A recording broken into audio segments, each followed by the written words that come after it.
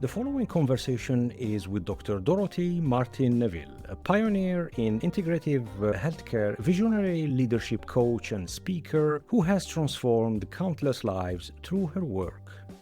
Dorothy's story is one of resilience, growing up in an orphanage and overcoming tremendous challenges to become a leader who inspires others to embrace their potential.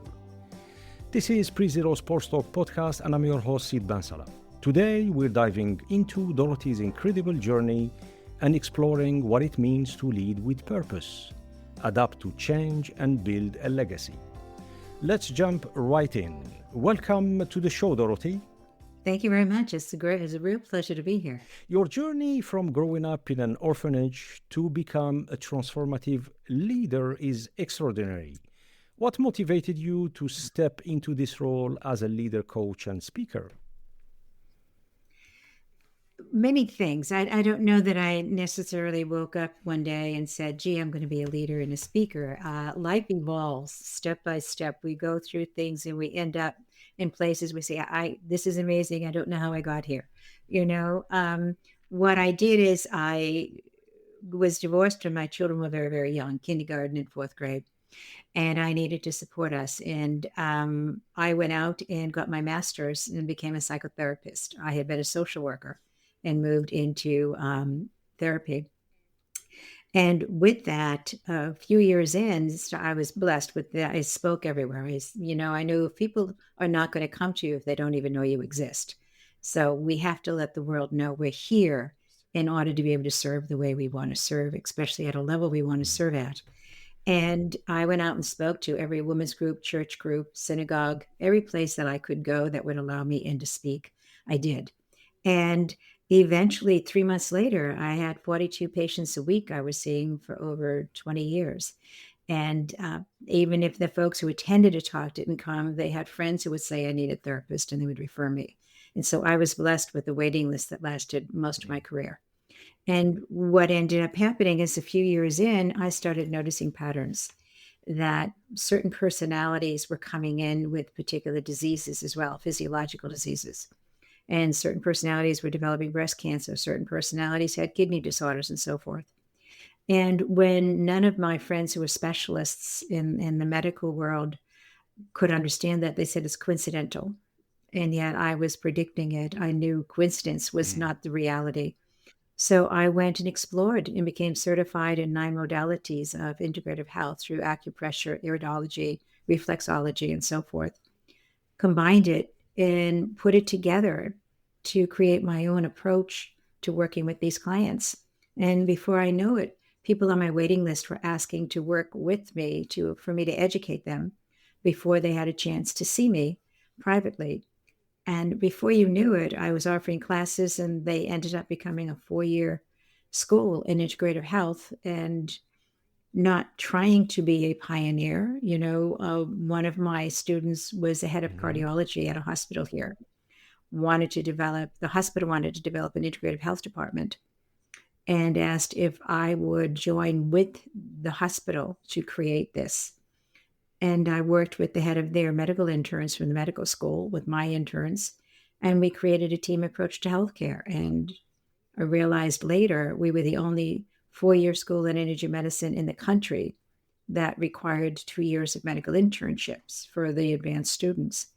And then I had students flying in from all over the country, in Canada and Australia and other places, to study with me, and realized, wow, I never had this big a vision or this big an idea. I was just teaching what I knew to people on my waiting list, and it evolved. And what it taught me was that it had started out as me, and by the end, there was $1 million payroll. And I thought, if we aren't aware of where our dreams are taking us, the dreams lead, we don't. And I ended up on the job needing to learn how to lead full-time employees, how to lead piles of 1099s, part-time workers, contractors. And all of a sudden, I realized I thought of myself simply as a woman who had some businesses. I did not think of myself as a businesswoman. And there's a hugely different connotation in that. And, so when it dawned on me, and it didn't really dawn on me, to be honest, it was other people saying to me, "You're quite the businesswoman." And I'm thinking, "Oh my God, I really am. I really am a businesswoman. What a surprise that is." And then it's like, okay, I've got to sit up a little taller. I've got to own this and become that businesswoman in my own mind's eye, because you see yourself differently. You see your place in the world differently. You put different expectations on yourself when you're not just some chick hanging out with a few companies, but you're a businesswoman. It's a very different sense of self. And then I realized how many others had not had that Mhm. recognition. For some reason, I'm pretty insightful, and I realized so many others weren't. And so I thought, how can I help them achieve this level of realization I've achieved? And before you knew it, I was seeing, perhaps because at that point I had a PhD, I'd become a Mhm. psychologist, and I was recognizing there's so many things people who are out there leading companies don't see, they don't recognize in themselves. They don't recognize the defenses they're putting up. They don't recognize the stories they're telling themselves. They think this is a truth when in fact it's a story. That's holding them back from the level of success they want to achieve.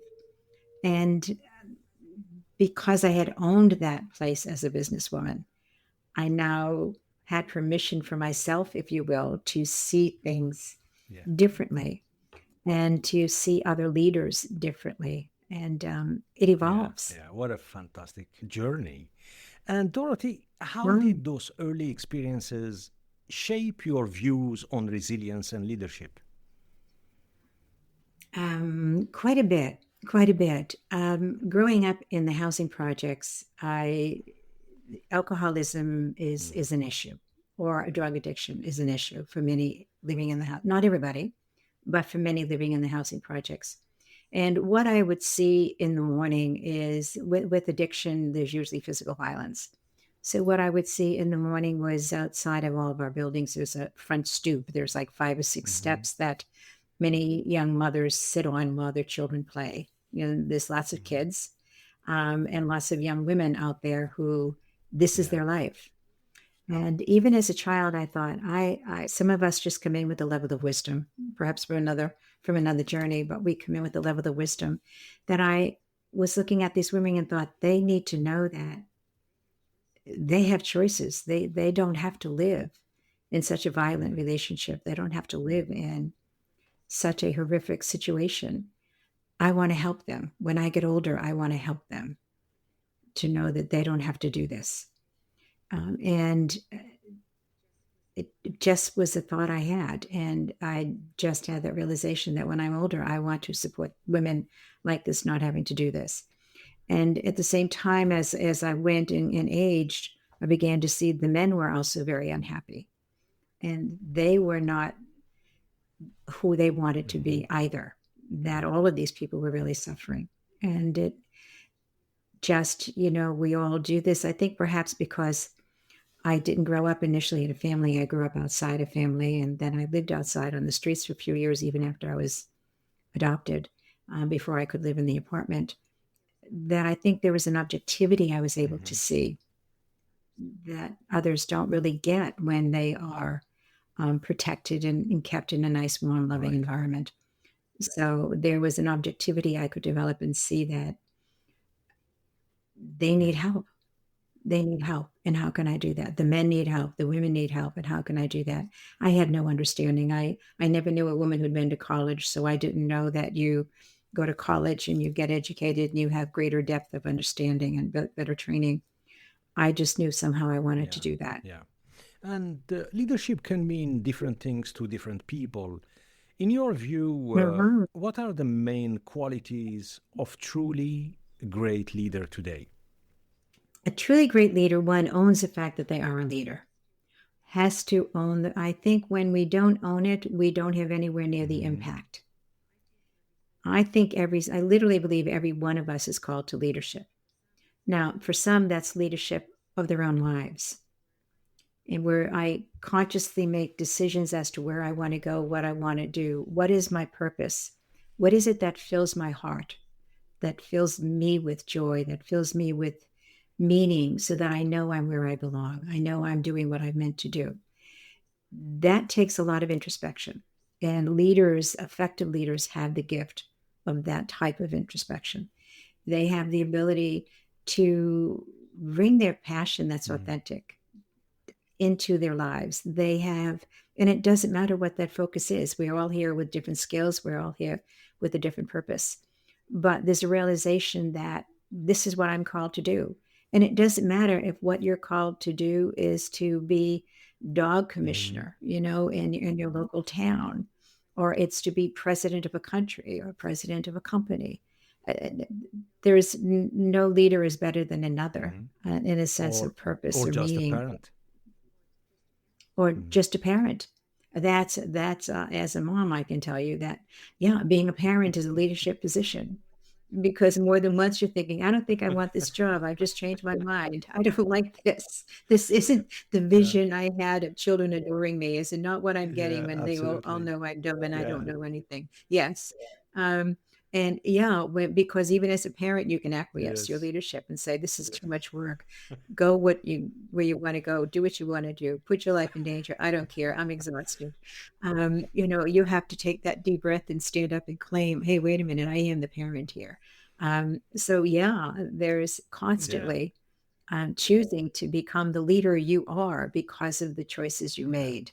And it is a conscious decision, because any leader that is honest is going to tell you they had the idea of, I'm running away and I'm not coming back, and you can't make me do this.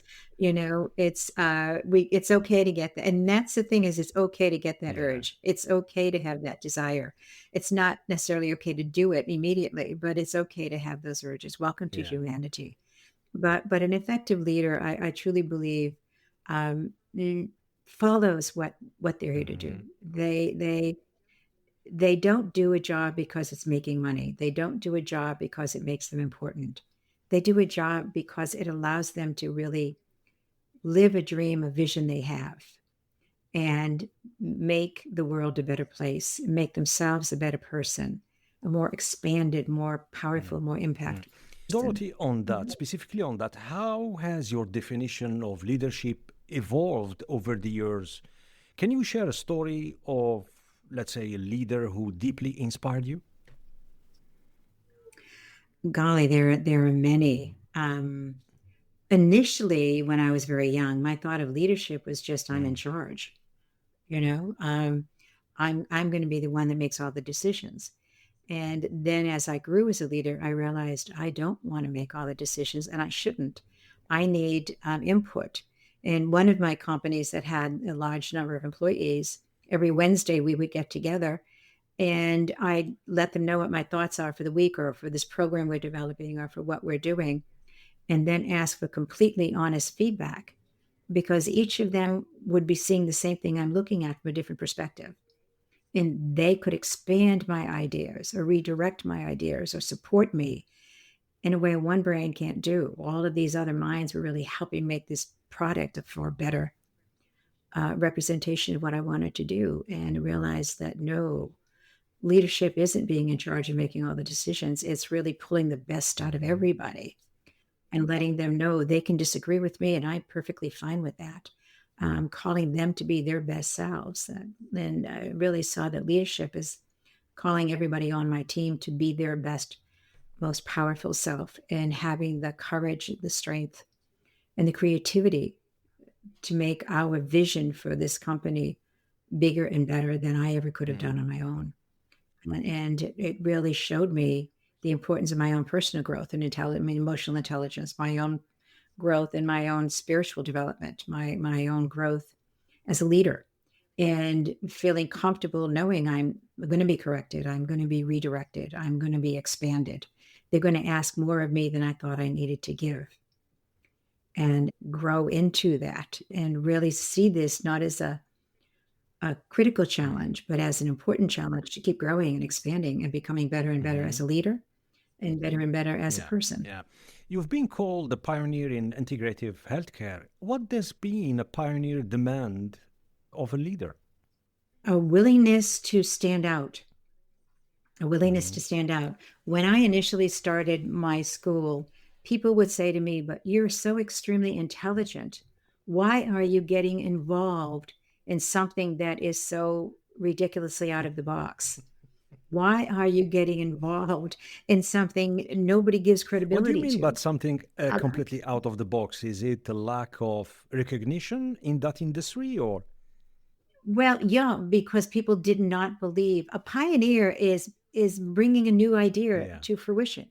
A pioneer is expanding what Mm. already exists, or is bringing a whole new Hmm. perspective to what Hmm. already exists. So a pioneer is asking others to let go of what they think is normal and grow into something more.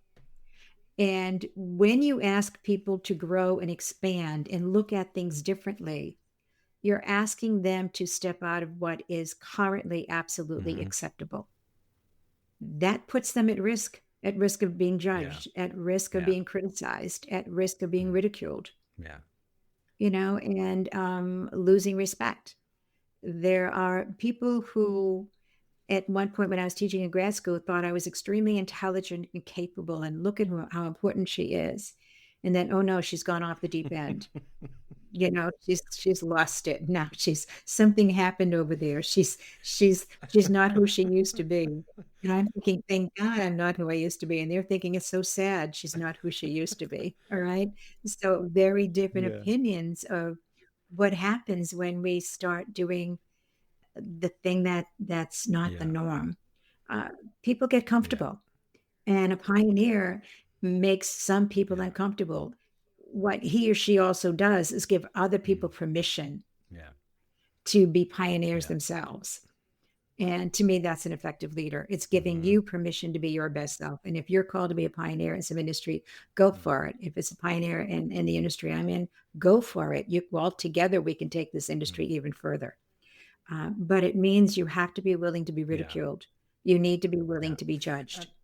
and Um, for you know, for many leaders, there is this fear of what's next. There is this fear of change or embracing mm, change. So, for leaders facing right. significant, let's say, transitions, what advice would you offer, Dorothy? Let go of other people's expectations of who you Hmm. should be and what you Right. should do. I mean, that is the biggest. I do this frequently with my clients because I work with a lot of folks who are in transition. Some are creating a legacy, some are reframing how they see their job, how they see their company. And it really is, let's let go of the way it used to be. Because if the way it used to be contains you, you're never going to continue. A rose doesn't No. stop growing. A rose continues to Yeah. blossom, Yeah. right? No, that's a fantastic advice. But then you are in this situation where, again, uh, let's say the majority they are comfortable. They're a little bit skeptic about embracing a new, let's say, technology, for example, AI, or taking the next step. When you confront fear or resistance, for example, in uncharted territories, how do you navigate that? Well, I start with, what if you stayed the same? What if you played it safe? Mhm. How would that feel But to then they you? are in this comfort zone and they don't want to let go of that. Right. But they would not be ready or talking to me about growth and Mm. change if something in them wasn't calling them for more, if something in them wasn't calling them to elevate. Mhm. And that's where transition becomes difficult. Transition becomes difficult because there's a part of you that's calling you to greater. There's a part of you that's calling you to change, to shift, to grow, to do something differently. And there's another part of you that's saying, no, pretend you don't hear that. Pretend you're not Mm. being pulled. Pretend everything's okay the way it is. And what happens is that once that starts, it's like something in you grows. Once it starts growing, it becomes an irritant if you don't follow it. You become more and more dissatisfied with where you are while you're holding on tighter and tighter to the safety of Mm. what was. And then you start have your own inner conflict, your own inner battle. And you know you're called to something more.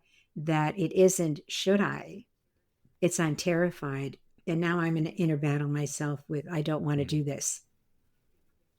And eventually you realize if I don't, I'm getting angrier at more things. I'm reacting to more things. I'm not responding any longer because I'm not happy within myself.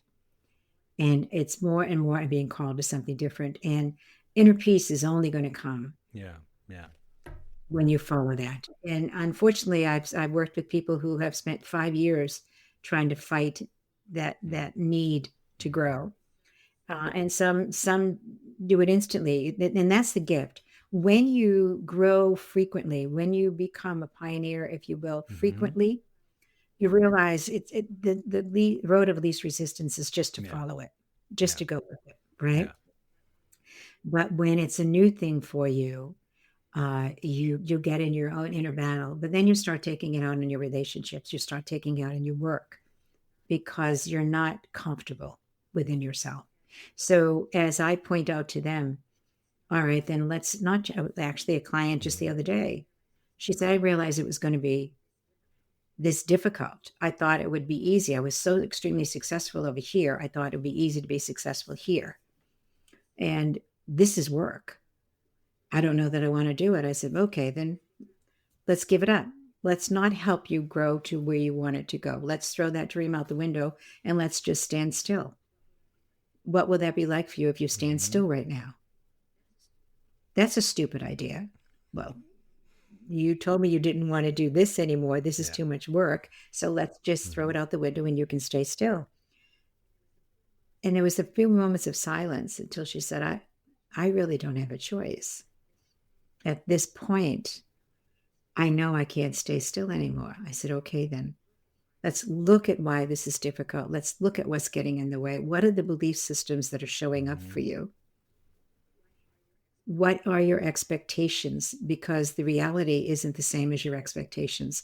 Let's deal with that because that's where Mm. the issue is. Then it's like, oh, well, then this is solvable.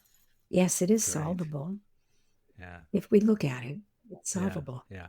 Let's talk about the leadership styles. Balancing empathy with accountability is a common challenge for leaders. How do you approach that balance, Dorothy? And we need both. We Mm-hmm. need both. But see, you can hold somebody accountable and be empathic. Mm-hmm. There's a real confusion, I think, in much of leadership that if I hold you accountable, I'm an attack dog. I'm going to go after you to make sure that I'm Yeah. holding you accountable for what you're doing for your decisions. I'm going to let you have it if you fail. Um, what if we were powerful and not aggressive? Mm-hmm. What if what if confrontation wasn't the same as conflict? And what if confrontation never created conflict? What if confrontation simply was, I'm pointing out to you the ways in which you're lying to yourself?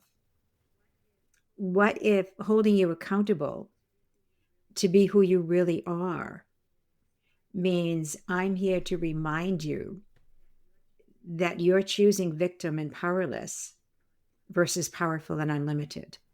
Mm-hmm. What if, in holding you accountable, I allow you to see that you made a decision based on what you know is your new truth? And I can point out to you all the ways in which you're starting to lie to yourself in order to play safe. And if I can support you doing that, I am and with a great deal of empathy, recognizing, because I've been through it myself, the decision to play it safe versus grow, that we go so far and then we want to stop. So what if I hold you accountable for the decisions you've made and know that you made them? You've got to live up to those decisions. You've been called to make a decision that takes you out of your comfort zone. Mm-hmm. Yeah. And I understand that part of you wants to run back to comfort at times. And I understand that. Because I understand that, I'm not going to judge you, but I'm also not going to agree that it's okay to run back and pretend. Mm-hmm. So the accountability comes from a place of unconditional love. It doesn't come from a place of judgment. There's a huge Yes. difference in Big time. that. Yeah. Yeah. Yeah. Going back to the example with the client you mentioned earlier, Is adaptability something we are born with, or it can be learned? I believe we're all born Mm-hmm. with it, but we don't all recognize it. So it's an inner quality that we need to discover. In Right, Okay. right. If it hasn't been developed already, it's a quality within you. Notice that when someone calls you, well, even starting this Mm-hmm. podcast, you know, you may not have been that visible before or taken that risk Mm-hmm. before, such what felt like a huge, because frequently when we take a risk, it feels huge. When we're on the other side of it, we say, at least it really wasn't all that big a Mm-hmm. risk, but it felt massive before we took it, Yeah. right?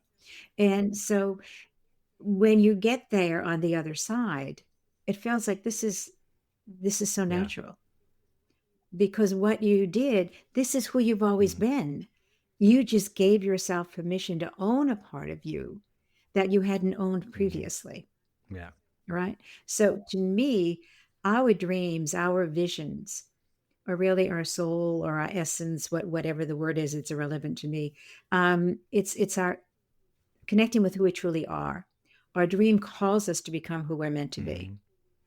who we have skill, what we have skills for already. We may refine those skills. We may develop them in a more elegant way, Mm-hmm. perhaps a more um, smoother, clarifying way, but they're already there. They're already there. I'm not feeling the least bit of a calling to become a brain surgeon. That's not who I am. It's not what I'm called Yeah. for, right? So I don't need to develop the skills of a brain surgeon.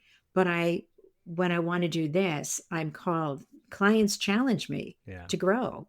They challenge me to deal with different issues I haven't had to look at. Because when we take risks, we're calling out more and more skills that are natural to Mm. us. And we can't decide I'm only going to grow this much. It doesn't really Yeah. work that way. Yeah. Let's shift gear a little bit and talk about other topics. Stress is inevitable for leaders, but it can also hinder effectiveness. What are your top strategies for managing stress in leadership? Stepping away, stepping away. When we are highly stressful, we've moved into a mindset that has us in conflict. It has us in battle with everything going on Mm-hmm. around us. I'm trying to control everything around me. I'm trying to take charge of everything. There's too many balls in the air. I'm trying to do it all and I can't do it. And so we start going into survival mode.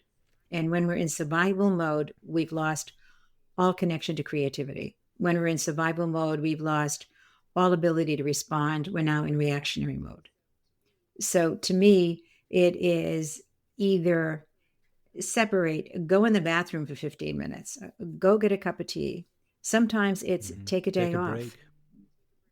take a Yeah. break, whatever it is that you need to do.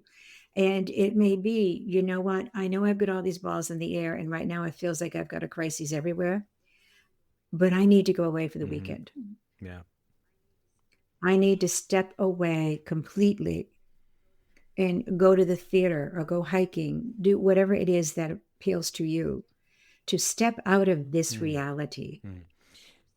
and do something else. Sometimes it's watching a movie. It doesn't Yeah. matter what it is, because you come back with a very different perspective. You come back with a different view because you got lost in a different Mm. world.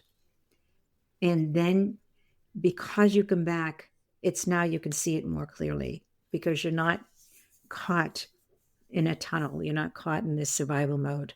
You're coming back Yeah. from a different place and you see it far Mm-hmm. more Mm-hmm. clearly.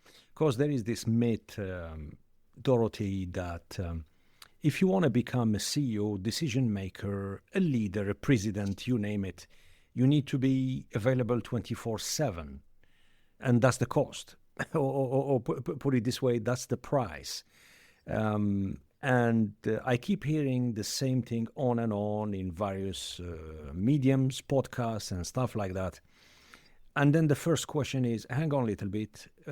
These leaders, these decision makers are humans, you know? And Mm-hmm. as you said quite well, you need to take a break. You need to force yourself to have quality times with yourself or with your loved ones, you know? So, yeah, yeah. Interesting. Sorry. And yeah, I think that the setup is when we believe we have to be available Mm, 24/7. I don't accept that. I believe that we have to be willing to deal with what happens mm, always. However, if I'm taking 8 o'clock, 9 o'clock, whatever time it is for you, I'm stopping at 7 o'clock to 10 o'clock every evening. I'm stepping away. I'm doing my family or I'm doing friends, whatever, wherever we are in our lives. I'm stepping away from work. Now, we know that we can train people that everything that happens is a crisis. Or we can train people that we have small problems and we have big problems. And if I step away for 3 hours and I've trained people to handle things, at 10 o'clock when I come back for a half an hour or an hour, and I will deal with whatever needs to be dealt with. And then I need my own time to sleep. I need my own time perhaps to get up and work out in the morning or to do breakfast, whatever it may be. And then I come in with the illusion that the world will not exist if I am not serving 24/7. I've created an illusion of my own yeah. importance. And then I cannot serve well. Yeah. Yeah. Dorothy, have you dealt in the past or present with individuals, leaders that suffers from burnout? Oh, yes. And how? What's your Oh, yes. approach, Dorothy, in terms of getting them through? Let's say not to talk too much about the past and looking for the present and future.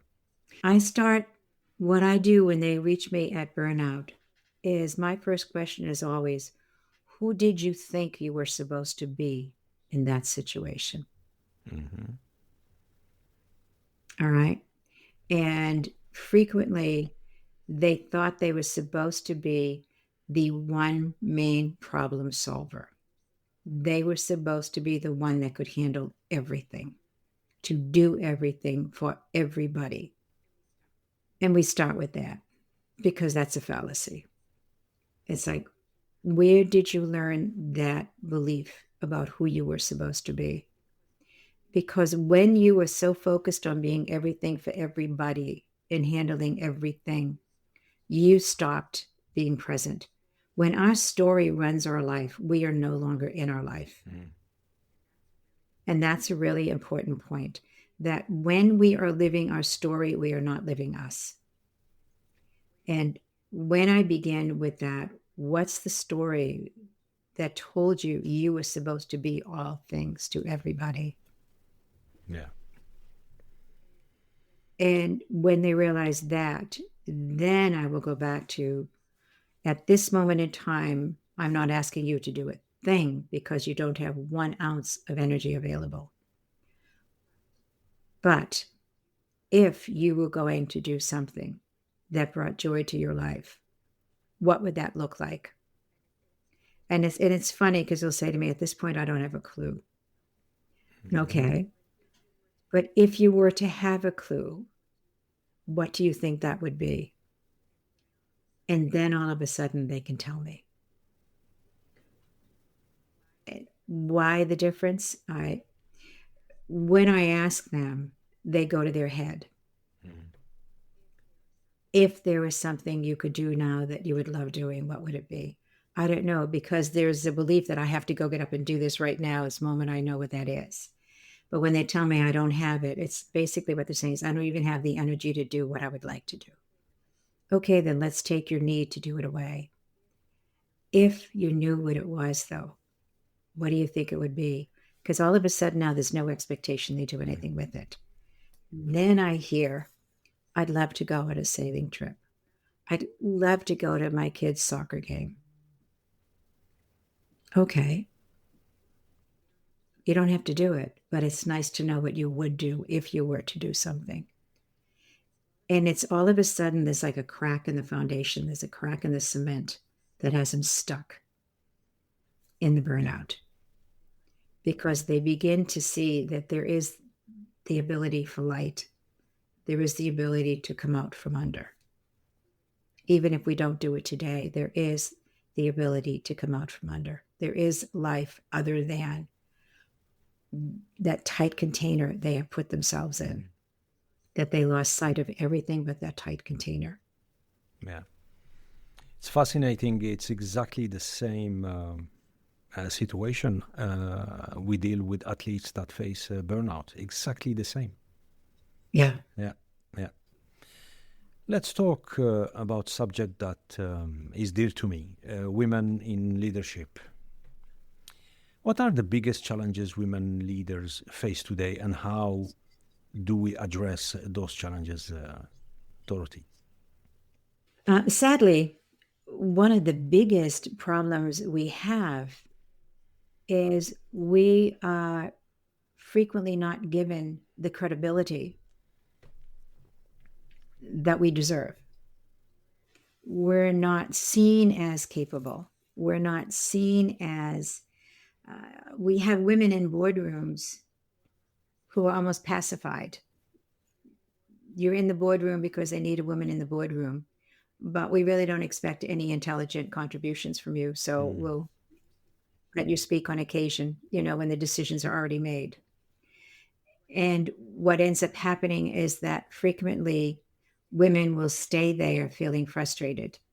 And I will hear from them later that they are disgusted at the lack of respect, at the lack of credibility. And when I say, and so how did you deal with it? And they start to slump. I had a client once say to me, she was at this meeting, and two of them showed up early for the meeting. Herself and a man showed up early for this board meeting. It went 5 minutes, but they showed up a little bit early for the meeting. And she was outside the boardroom and sharing with him some ideas she had. And they went into the meeting, and when they were all talking, the man presented her ideas as if they were his. And she started to sink down in the chair and getting more and more angry and more powerless, and feeling lost and just enraged at the castration basically that took place. And she said as she was sitting there, she saw my face come in the door, and like, what would Dr. D do?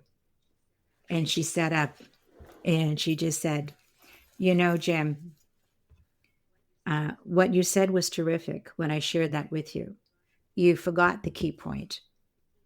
The key point that I wanted to make in all of that was this. And all of a sudden, everybody looked and could see darn well that this was her idea. And they saw, because she was willing to speak up, she knew if she took him on, she would just be an emotional reactionary woman. And if she didn't take him on, she would again be stripped of what was her awareness, her knowledge, her contribution. So she had to do it in such a way that her power and her intelligence was presented, but not in a confrontational way, not in an argumentative way, and not as a victim fighting to be seen, but in a powerful way. And by standing up really and presenting herself with power, but without aggression, she could be heard. And that becomes a tool that many women need to learn how to do, how to stand up and be powerful without being aggressive, but also expecting to be seen rather than expecting to be invisible. And another way that I see women sabotaging themselves, I've actually written a book on this, is that women get caught in the need to be nice. They get caught in the need to be kind to everybody. And they interpret what kind looks like. And they end up sabotaging themselves. They sabotage their leadership. And when they're the owner, they can sabotage their company. That this person isn't doing a good job, but I know they're going through a hard time personally, and I don't want to add to their stress. Well, add to their stress. All right. Call them in the office. You don't need, again, this is about accountability. We spoke about a few moments ago, that call them in the office and you can let them know, hey, too much stuff is falling through the cracks. We need to talk about this.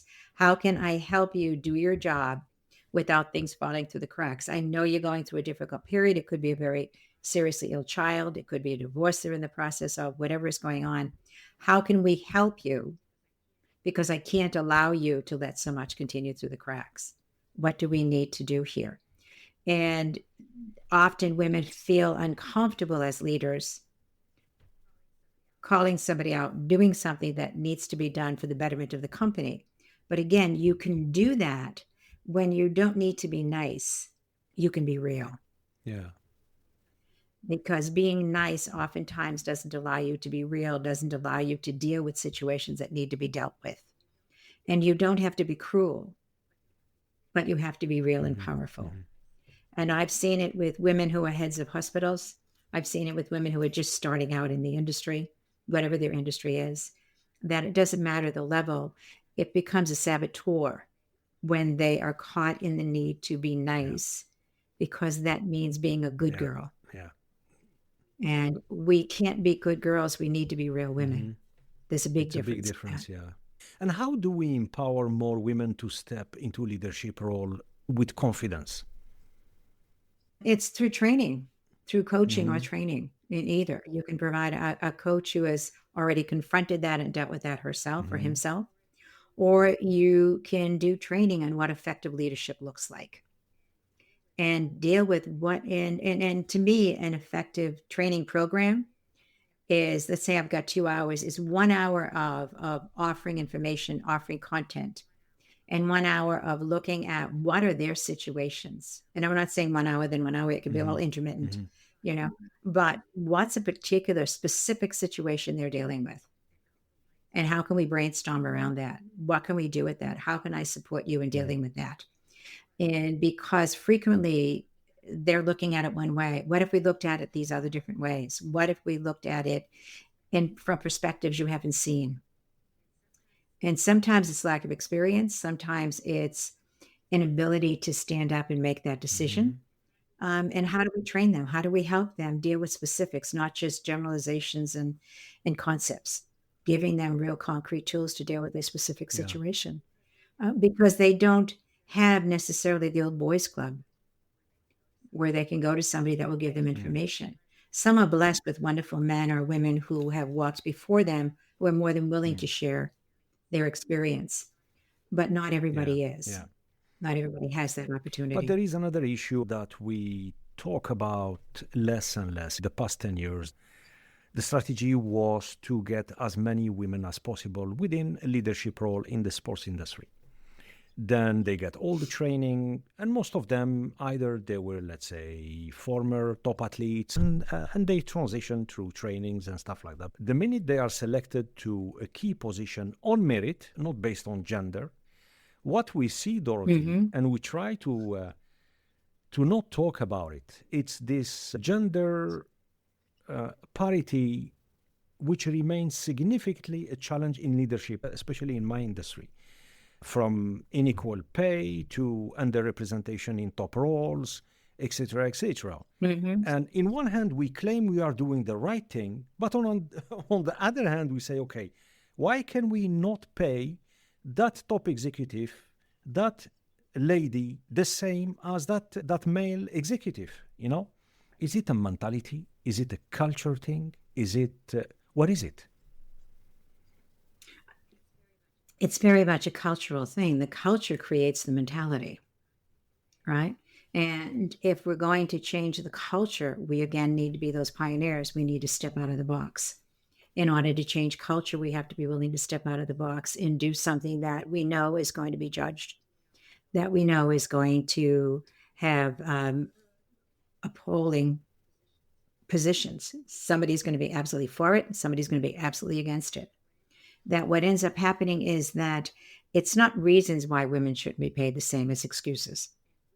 And we have seen in different sports that basketball, women used to have fewer and fewer viewers on TV. And now all of a sudden, more people are watching some women basketball games than they're watching male basketball games online, on TV.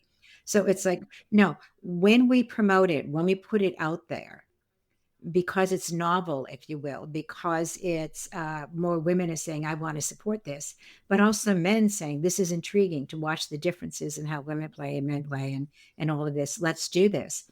And now they're bringing in the money. They're bringing in the advertisers. They're bringing in the audience. interest. They're bringing in the following, right? And the media is following them. So when they had the opportunity, they could take it and run with it. And yet equal pay still is not there. When we have a history of not paying equally, and initially, and I remember many, many years ago, when I was an officer in a company or coming in for a potential position as an officer in a company, and my husband was not an officer and he was making more money than me. And when I asked what that was about, well, a man needs to support his family. A woman just works. Well, there's not a whole lot of logic to that because a whole lot of women are supporting their Absolutely. family, and single mothers are massively high in numbers, right? And even if she's not supporting a family, even if she's a single woman, she still is doing the same job, deserves the same amount of money. Where her money is going is irrelevant. Where his money is going is irrelevant. But initially it was, we don't know what to do with this. And so as time goes on, we're still fighting an old, very old belief system. I think on one level that men have more financial responsibilities than women do, which facts always destroy belief systems, right? And so now we're here, and if we're doing an equal job and we're even bringing in more following, we're doing a better job at running a particular department or company. Why not the same compensation? Because they've been able to get away with it. People don't give away power unless they have to. People don't give away money unless But they why have to. we are not willing to change? I mean, 2025, and we're still talking about gender parity. It's what it has to happen to have that equal pay. Again, based on merit, because women, they clock the same timing, the same effort, the same energy. They put the hard work on top of raising a family, etc., etc. So it's a there is a case. There is many cases here in Sweden where the head of a corporation, a company, is a woman. And you think that by having a woman at the top of the pyramid will basically create this kind of change, that every single woman within that company will have the same equal pay as the. It's not the case. It's definitely not the No. case. No, again, because they've gotten away with it. Because, and I don't mean to make men No, evil no, no, no, and no, horrible, absolutely but not. it's just a Yeah. pattern. It's a culture that they have gotten away with. And because they don't have to pay that money, they've been able not to have to pay that money. Why should they?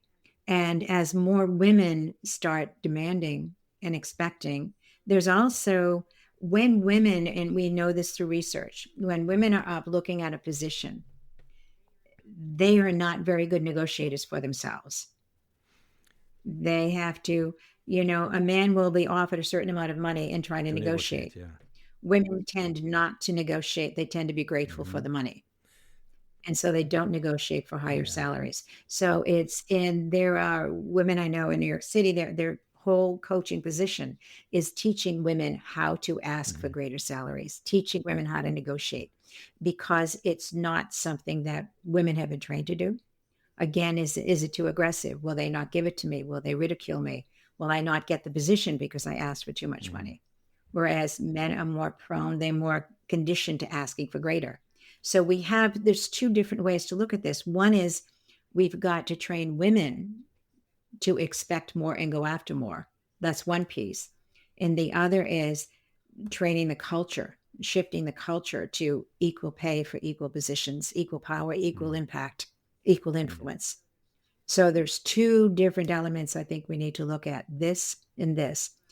But folks are going, companies, organizations, whatever it may be, are going to give less if they've always been giving less, unless something calls them to make a difference. Well, on a positive note, a couple of years ago, I think 2 years ago, for the first time in the history of the sports industry, the U.S. soccer national team managed to convince the governing body in the United States to basically vote for equal pay, men and women, and they managed to do that. And it was the first time I think 2 years ago, if I'm not mistaken. So that was quite. But notice the word you just said. They convinced them. Why did they even have to convince them? Why wasn't it just a given? They Why did they convinced have to them. convince It's been a battle for many years. Even apparently, they even came to a point where they said, "Okay, if we don't get what we are asking for, then we're gonna boycott XYZ, Right. the entire team." And the federation, the governing body, they had no choice. Just to it went to a vote during their annual general assembly, and it was approved. Good. But notice what they had to go through to make that happen. We're back into cultural change. That why did they have to force them into this? Why wasn't it just naturally given? Yeah. Because now we're trying to change a culture. And yes, if we can do this with soccer, can we do this with basketball? Can we do this with baseball? Can we do this with employment?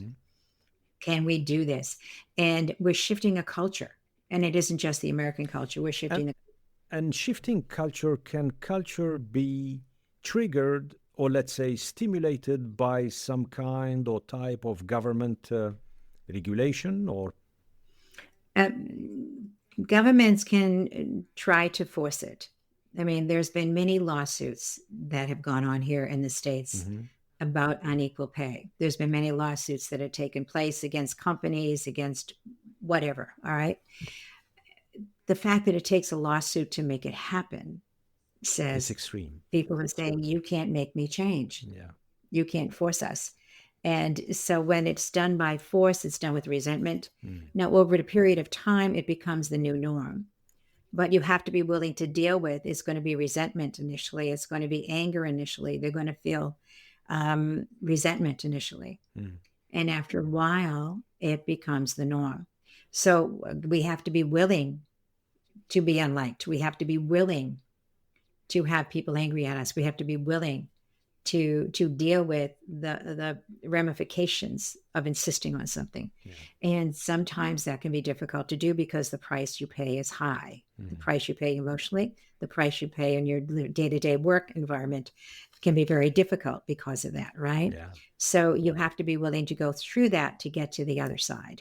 And some are not willing to do that. Some are willing to do that. But notice when it's a large group doing it, it's no one person that needs to go through that because the group is doing it, not an individual. Not individually. So, and it's much safer with the group than an individual.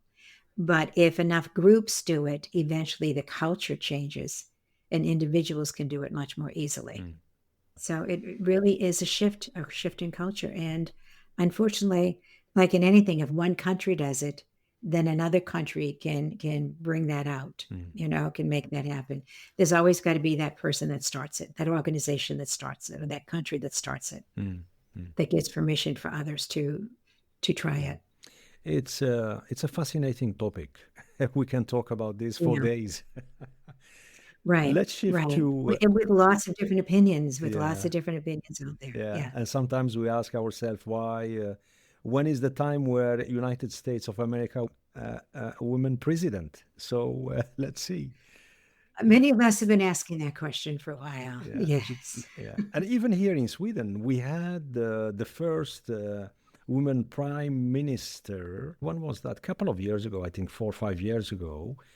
She was appointed because her predecessor, he gave up. So he resigned, and she was the first one in line within the Socialist Party. So, yeah.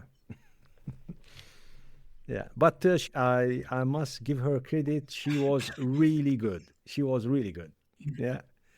Excellent. Congratulations to her. Yeah. And I think maybe the reference for all the women out there, if one day they want to become president, maybe Margaret Thatcher. It's we're back into when elevating the culture. Yeah. Elevating the culture to accept that we want the best of whatever. Who is the best, period. Yeah. Let's talk about coaching the next generation of leaders. You work with leaders across generations. What qualities stand out to you in a younger generation of leaders? The next generation of leaders, the exciting thing as I see is there is an expectation that people just accept the fact that they're good. They haven't had to fight in the same way that my generation or the generation after me has been fighting. So there is just this, these 20 somethings of, but I'm good. Yes, I know. That's wonderful that you know that. And you say that with such innocence, and that the whole world will see this. And there is an expectation that their qualities will be seen. There's an expectation that the value will be seen. And for other previous generations, there wasn't that expectation. There was an awareness that it wasn't going to be seen. So the innocence, I think that more and more come in with that, there is going to be less and less tolerance. There is going to be less expectation. There's also much more, and I find this wonderfully intriguing. There's much more of an expectation of balance in life. There's an expectation of a balance in work life. There's an expectation. Many men now in their 30s and 40s are much more actively participating in childbearing. They're much more actively participating in taking care of the home. And when that's their expectation of how they're living their lives, it's how they as entrepreneurs are running their companies. There's an expectation that the dads are going to take time off when they have a new baby. So that they're coming in with a very different expectation of what work life looks like. They're coming in with a very different, and they're evolving. They're opening up in their industries. They're expanding their industries in a way that has a very different value system. And I have hope. Obviously, there are some that are buying into the old system, the old way of doing things, but there are more and more that are coming in with a very different expectation of what life should look like and what life balance should be. So to me, as I see it, as I look at my nephew who was working in an industry and on nights and weekends began his own social media website development company, and eventually was making as much money in his part-time beginning organization as he was working for somebody else, and then took a risk. And now he has a multi-million-dollar organization with many, many employees, and very much has never missed a child's game, unless he's traveling. And he doesn't travel a great deal because he wants to be home to be part of his children's lives. And so there's this whole new, and that's the way his employees are. His partner is doing the same thing. His business partner is doing the same thing with his family. So as I watch them and see many of the folks that I've met through them, this is the value system they're bringing into their organizations, which is not something we would have seen 30 years ago. Yeah. And it's really exciting to me that there is a shift. They've seen how this 24/7 expectation of being in control and in charge of everything hasn't worked. Those folks are on their third or fourth marriage. Frequently, the kids aren't talking to them, and their health isn't the best. Yeah. And they're noticing that, and they don't want that lifestyle. No. When monitoring someone afraid of failure, how do you guide them? How is coaching someone in corporate different from guiding someone building a legacy? Why does failure define you? Why is failure so horrific? And I point out literally, so many of us that have formed many companies, so many of us who have made great success have failed, have had a company go bankrupt, or had a company have huge amounts of money and then lose because the market shifted, something changed. And then you simply come back again. To go into the naivete that success just keeps growing, that success isn't this, is a very naive perspective. So it's really doing a reality check. When you're terrified of failure, you never take a risk. And when you don't take risks, you don't grow. And you will continue to shrink in impact and influence and as an individual. And your company will pay the price. That when you're frightened of failure, you don't have the opportunity to fly. And bring concrete examples. I can talk in esoteric ways. I can talk in theoretical ways all the time. But to me, it's also really important. Let's bring in pragmatic examples. Let's bring in an understanding. and look at failure is it just means it didn't work. What did you learn from it? And where are you willing to go next? Because you learn as much from failure, even more so sometimes than you do from success. Yeah. Yeah. And they don't have to go through it alone. That's a biggie. You don't have to go through risk and possible failure alone. Others are going to be there with you. Let's talk about the role of vision in leadership. A clear vision can make leadership. Mm-hmm. Why it is so critical for a leader? To have a vision? Mm-hmm. Where are you going to go without it? The vision, having a vision for yourself, as well as a business for your company, whether it's your personal company or you're working for a larger organization, having a vision for the company and for yourself gives you something to work towards. When we don't have something we're working towards, we are in survival. We are in complacency. And when you're in survival mode or in complacency, I can guarantee you will reach a place of stagnation. Mm-hmm. And when you hit a place of stagnation, depression shows up, survival becomes a way of life, your creativity becomes less and less, your willingness to grow becomes less and less. And eventually you see the world pass you by because life continues to evolve. And when you do safety and complacency, you pay a high price.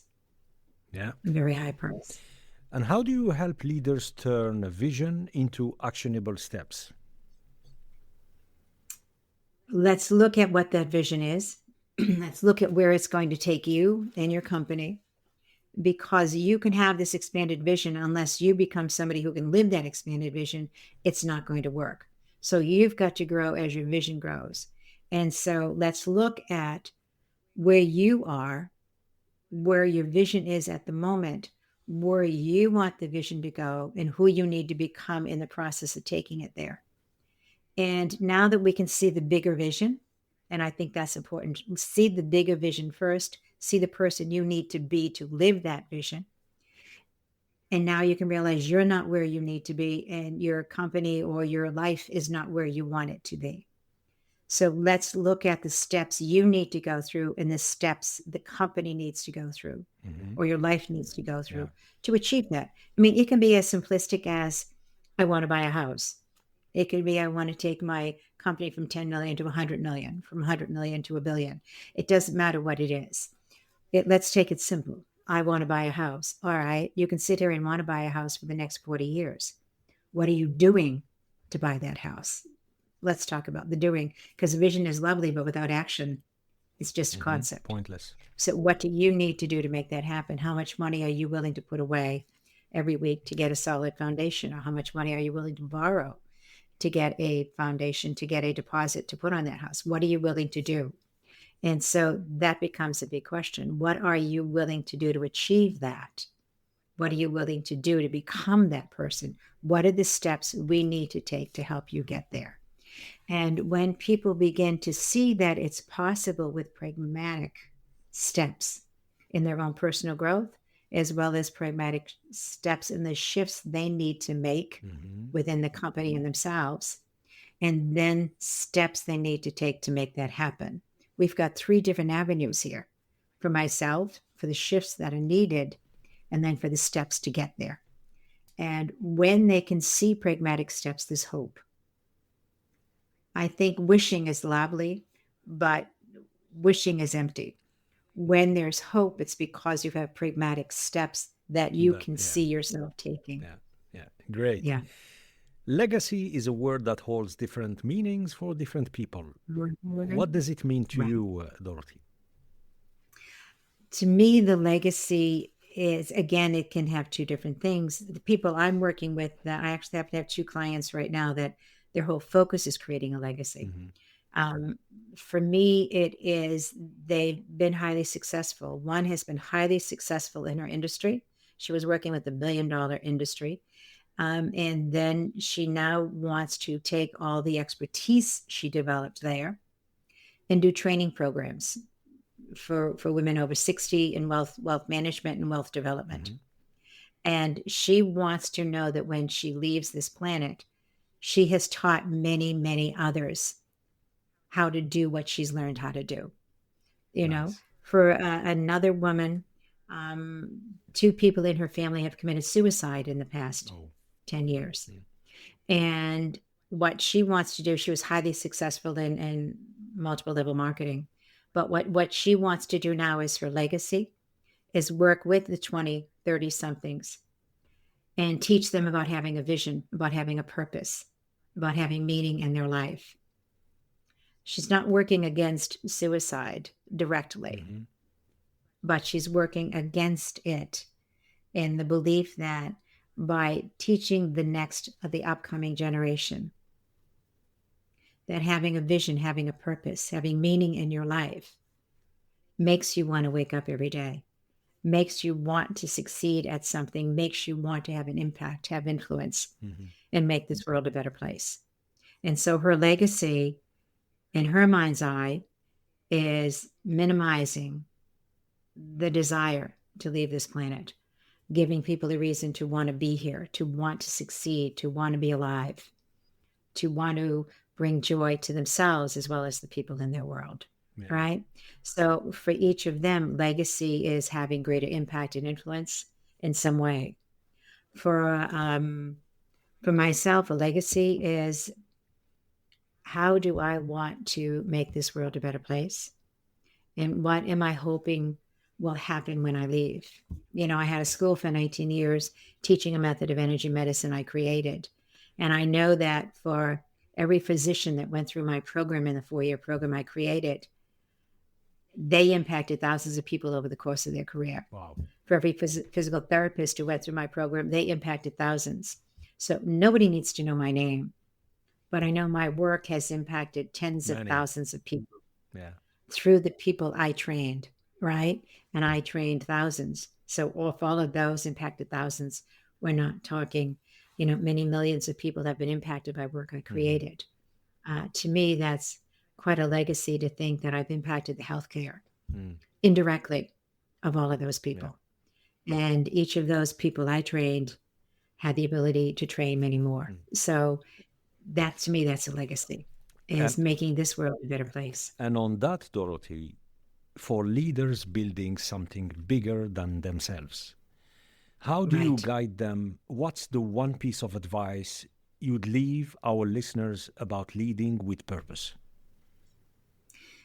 When we lead with purpose, we give everybody we impact the ability to lead with their purpose. Leaders are role models.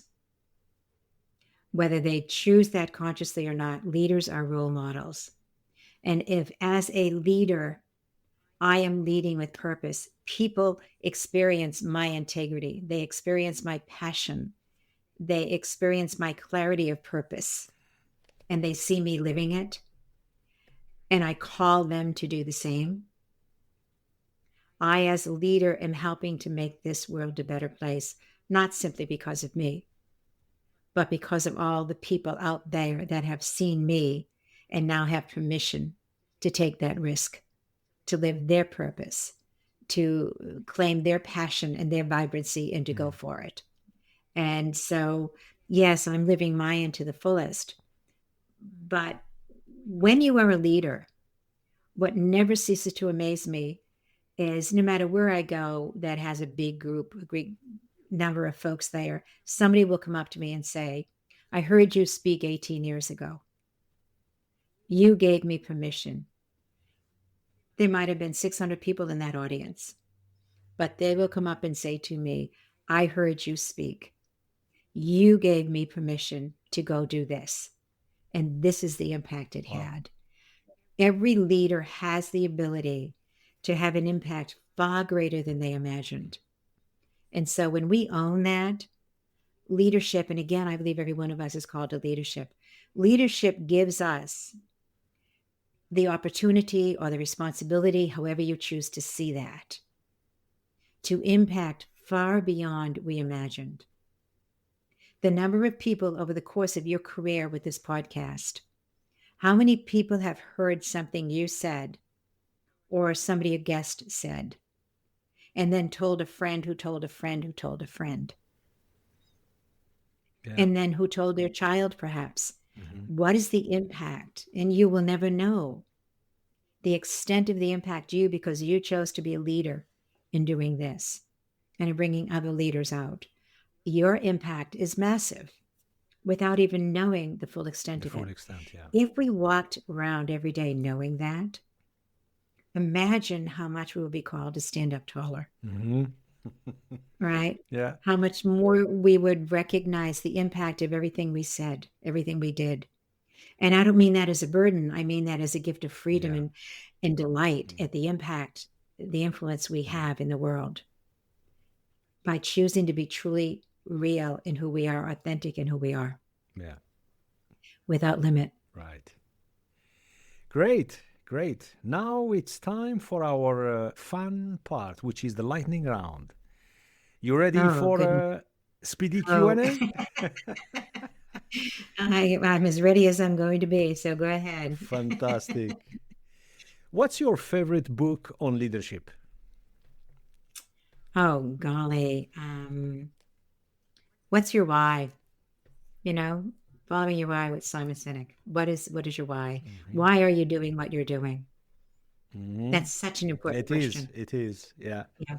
Yeah. Who is someone living or dead you would love to have a dinner with? Oh my God. There are so many. There are so many. Ruth Bader Ginsburg. Ruth Ginsburg is certainly one Mm-hmm. that I would love to. A small, powerful woman who lived her belief systems enormously.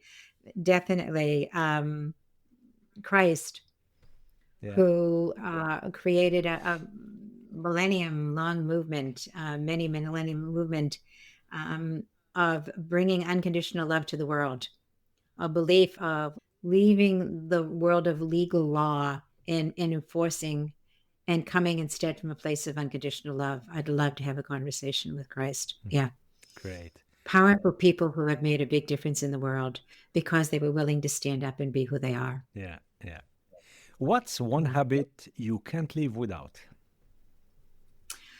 Oh my God. Reaching out and supporting friends, sending them a message of love in the morning. Yeah. Great. Coffee or tea? Tea. Tea. A Mm. morning person or a night owl?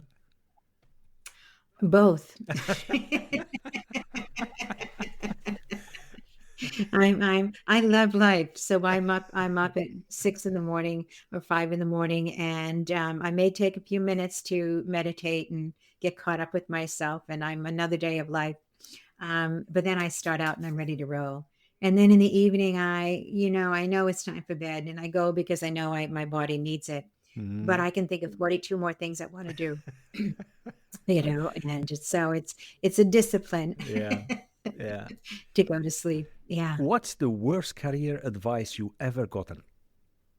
The worst advice I've ever got, Yeah, career advice. career advice. Golly, don't don't reach out. Don't take any risks. Play it safe.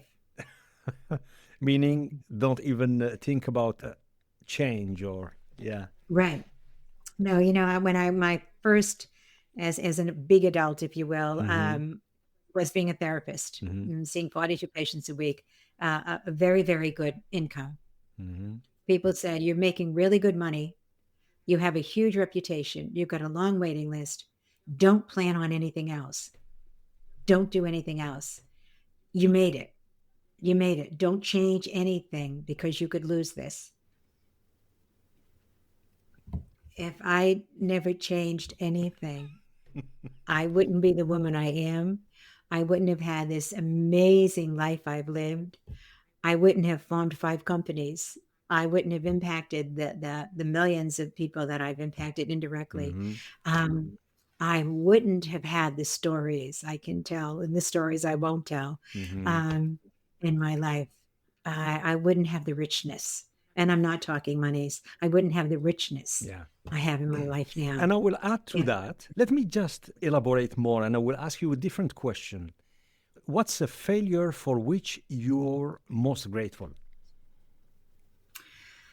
I, golly, there's been many failures, but what's the one I'm most grateful for? Um, I guess, in all honesty, when I married for life. And I was divorced after 15 years. And I knew the best thing I did for me was leave that marriage. Mm-hmm. It was destroying me, and it would have destroyed my children. And by leaving an extremely unhealthy situation, I've done things I never could have done if I stayed married. And um, I wish that had lasted forever. I wish that had been different and lasted Yeah. forever. And yet it didn't. And the gift of it is that because it didn't last and I had to support my children, I was called to get my master's and then get my PhD, then expand this company, then develop more companies, then to offer my children the ability to go to two of the best colleges in the country, to give them a life that they could then take off and fly, however they chose to do that. And they've done it in very, very different ways, but they're both absolutely loving the journeys they've created. And I have had a life I never, ever would have had if I had stayed married. Yeah. So it's recognizing a failure that I did not want to see, and taking a risk of leaving what I knew wasn't working and what would destroy me, and coming out into something that became so much richer. You know, we all have failures in our careers, and we've had different relationships that didn't work out. We've had different things in our journey, and we may have wished things went differently in some ways, and yet things happened the way they happened, and we could come through them and become more, or come through them and live in regret and shrink. The choice becomes ours, and how will we live with the failures that take place in our lives? And will we focus on the failure or on the opportunity that we were given after that took place? That's up to us. We can grow from those, or we can shrink and become bitter and angry. The choice is ours. But failure is part of the journey. It is. It is. Yeah. It is, you know. If you could master one skill instantly, what would it be? The ability to not let disappointments impact me. You know? Yeah. And it sounds like a contradiction, but when a client yesterday said to me, "I'm disappointed in you. I had hoped you would take this trip and this trip and this trip with me and do all of these different things." And I said, "I just took one trip with you somewhere, and then I took another trip with you. And all of these trips weren't even part of the contract, but I did this. And I have other clients I need to deal with, other clients I need to work with, other things I need to do in my own personal life. And the fact that she was disappointed in me, I felt badly. And not for a day, not for, ever. But it's like, oh, I feel so bad. I wished I didn't disappoint her. When I took time and could step aside, I could say, the disappointment, how can I use this to best serve myself and best serve her? What can I do with this? And it takes a moment to come back and do that. But there's a part of me that would never want to disappoint a soul in any way at any time, even though my higher self, my smarter, my emotionally intelligent self knows that some of the best choices we make disappoint people. Yeah. And it helps them grow, and it helps us grow. Yeah. And I wish joy for everyone. And when I can see a decision disappoints them and I have a distance from it, I realize that was a gift I gave them. Mm. The gift I gave them was to let her go and succeed on her own. Because if I went with her, she would have felt she succeeded because I was It there. was, yeah. And I want her to know that she can succeed on her own. She doesn't need me there. She can call me at any moment, but she doesn't need me with her for her to Mm. succeed. Mm. Right.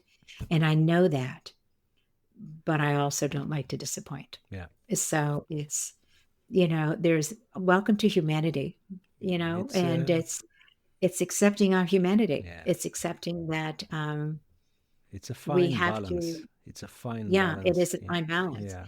That disappointing her really is the gift I'm giving her Hmm. because she can now go and attend this event and fly on her own and know she doesn't need me in order to fly. Mm. Mm. But at the same time, this is our stuff. We have, and this is the difference. We need to own our stuff. Yeah. Yeah. You know? And So when you have this kind of situations, what's your favorite way to recharge, let's say after a tough day? I there's many different ways. Hmm. I in that situation called a girlfriend Hmm. and said, "All right, I failed. I disappointed somebody." And she's so lovingly, because she knows me so well, says, "You're right. You've never succeeded in anything in your life. You disappoint everybody. You'll never be good for anything." And then I start laughing because I know darn well she's being facetious. And it's Yeah. like, okay, sweetie, thanks for putting it in perspective. All right, there. That just like that. There wasn't 2 hours of you poor little thing. There was like, oh, grow up and get over yourself. You know darn well. And move on. Yeah, move on. And can do it just like that because somebody loves you so much they see you Yes. and they can just say, okay, yeah, you're being ridiculous now. Let's get over that, and put it in perspective. And so, but that's the gift, is having the humility to reach out to somebody who loves you and say, Yeah. I'm a failure. And they'll say, Yeah. yeah, I know, and then you can laugh about it together. And at other times, I will go in and put on Mamma Mia. I love that movie, Mamma Oh, Mia. And okay. the very You love, first song, and I'm not wait a dancing. second, Dorothy. You love the movie or the song I love or both? all of it. All of it goes together. It's one big package, even though Abba didn't intend that. It's one Yeah. big package of, Yeah. of the music and the movie. And I put that on, and I am just, my wild, outrageous self is back. Yeah. It And cheers you up. I- Yeah. it just picks me right up. I mean, the very, just even the intro, the song of the intro, when they're coming down the boardwalk, I'm ready to go. And my mood has shifted. Everything has shifted. So we can't my belief is we can't rely on one other person to save us, to Hmm. rescue us. Hmm. But maybe my girlfriend wasn't going to be available. Mm. Other friends would not have known me as long or as intimately. They would not have just said to me, yep, you're right, you're an absolute failure, you've never done anything right in your life. Say, hey, wait a minute there. And she can do that and make me laugh. Yeah. um, but at other times, then Mamma Mia is just perfect. The music and the storyline, it's filled with love and passion and vibrancy and outrageousness, and that does it. So I guess it just, even listening to myself speak, when I need support, outrageousness, it picks me right up. Just so there's a very wild, outrageous side to my personality, and tapping into that puts everything in perspective. Yeah. Yeah. Yeah. Here we go. For Yeah. our listeners, the best advice to cheer you up: watch Mamma Mia. But Yeah. That know what you need. Know yourself so absolutely, well. You know what absolutely. you need Yeah. to Yeah. do that. Yeah. Fantastic. Which leader, past or present, do you admire the most? Oh goodness. Certainly the Dalai Lama. Mm-hmm. Um, Very much so. Um, Golly, there are so many, but I would say the Dalai Lama because he could be so pragmatic and yet so detached and spiritual at the same time. Mm-hmm. Um, Golly, President Obama, very much so, and his wife, Michelle. very much so. Mm-hmm. Yeah, Michelle, very much so. Two really powerful leaders who had the audacity to be who they are. imperfect, wonderful human beings with a huge vision. That the two people that I really admire, and in individuals, strong, powerful individuals, and yet as a team, even more powerful and more strong. And supportive, and really empathic. And no relationship is perfect, but they chose to be a team and they stayed that way. So I highly admire the two of them as individuals and as a powerful team. Yeah. Good. If you weren't coaching, what would you be doing? The next step in my journey, I'll probably, I would love to work with 3 or 4 people or more, to help make this world a better place, create a movement, create change the culture, bring change to the world, and not to New England, not to America, but to the world. How do we teach the world that we are all in this together? That this is very much a journey of purpose and meaning and passion. And we've all got to support each other, not carry, but support each other, becoming everything we're capable of being. I'm one of those professional optimists that believe there's that possibility that this world can be one in which we're all here to support each other grow. And that's what I'm working towards. And that's what I would love to do, is be involved in a movement of change, cultural change, in so many different ways. Yeah. And lastly, one piece of good advice for our listeners on any topic. Leadership. Recognize the fact that no matter who you are a leader. And that when you are caught in your story, you don't show up. So be an effective leader with enough emotional intelligence to recognize the stories you tell yourself, because those stories always keep you limited. Live without limits, live without constraint, because I truly believe we're intrinsically holy, wonderful people. And when we go into fear and defense is when we become obnoxious, when we become egotistical, when we become violent, when we become caught in the story of better than and the other. There is no other. Yeah, fantastic. It's only us. Yeah. Dr. Dorothy Martin-Neville, thank you very much. Having you on the show has been an honor. Thank you. It has been a joy to be here with you. Thank you for sharing it with me. Before we wrap up, can you tell our listeners where they can contact you, learn more about your work, or connect with you online? Certainly.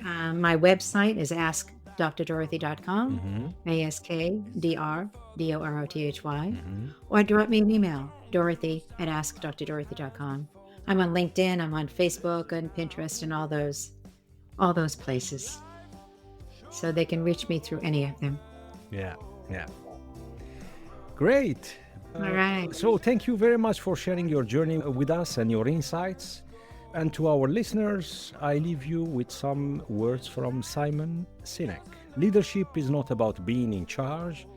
It is about taking care of those in charge. Thank you for tuning in to the PreZero Sports Talk podcast. Don't forget to rate, review, and subscribe to our show. Until next time, stay curious and engaged. Bye-bye.